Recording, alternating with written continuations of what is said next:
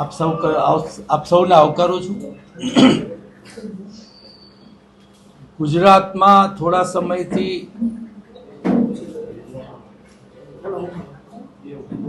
અદાણીની સરકાર એટલે કે સાહુકારોની સરકાર આ બીજેપી કામ કરી રહી હોય તેવું લાગે છે।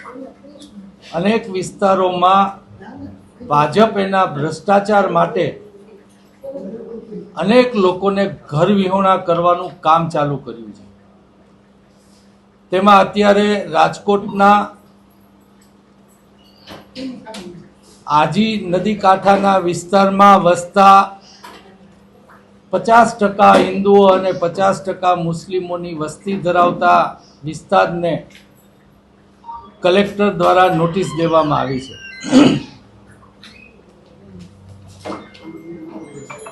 ગુજરાતના લોકોએ સમજવાની જરૂર છે, ચાહે એ ગરીબ હોય, મધ્યમ વર્ગના હોય કે સુખી સંપન્ન હોય।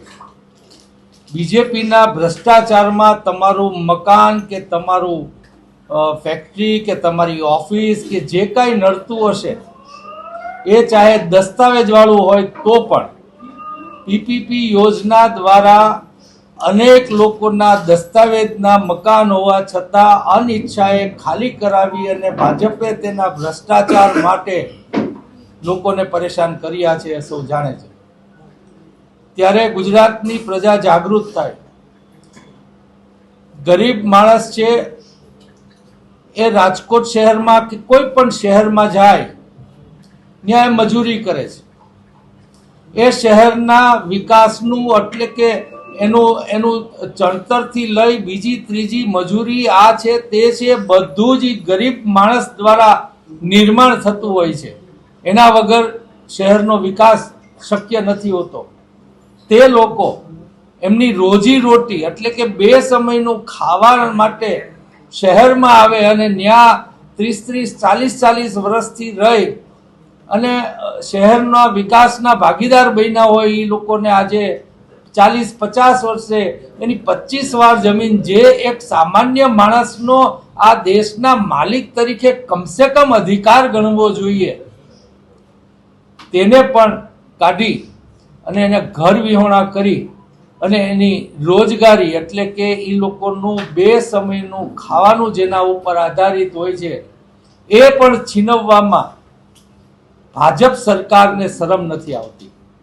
લોકો મરે, ટીઆરપી કાંડ હોય, મોરબી હોય, સુરત હોય, બરોડા હોય, લોકો મરે એનો વાંધો નથી, લોકો ઘર વિહોણા થાય એનો વાંધો નથી, પણ ભાજપને એનો ભ્રષ્ટાચારને રૂકાવટ ના આવે, અદાણીઓ ઊભા થાય અને એના કમાવ દીકરા બને આ માનસિકતા ધરાવતા ભાજપને યાદ અપાવવા માંગીએ છીએ કે આ ગુજરાત છે વેપારી માનસિકતા ધરાવતું આ ગુજરાત ગાંધીજીને અને સરદારને પણ જન્મ આપી શકે છે, ભાજપ વાળાએ ન ભૂલવું જોઈએ। ત્યારે અમે એક મહારેલીનો શુક્રવારે તારીખ 26ના રોજ બપોરના 2 વાગે મહાદેવના નારા સાથે કૃષ્ણા ચોકમાંથી અમે આયોજન કરેલું છે। એ મહારેલી અમારે થોડા કિલોમીટર ચાલશે અને એક પ્રતિનિધિ મંડળ કલેક્ટરને અને પોલીસ કમિશનરને આવેદન દેવા જશે। આ તકે તંત્રને અને પોલીસને બંનેને વિનંતી કરવા માંગુ છું, ભાજપના કોઈ આગેવાન હોય કે કાર્યકર હોય એને પણ વિનંતી કરવા માંગુ છું, સિસ્ટમનો ભોગ આજે તમે કાલે બનશો, કાલે તમે નહીં બનો તો તમારી પેઢીના લોકો બનશે।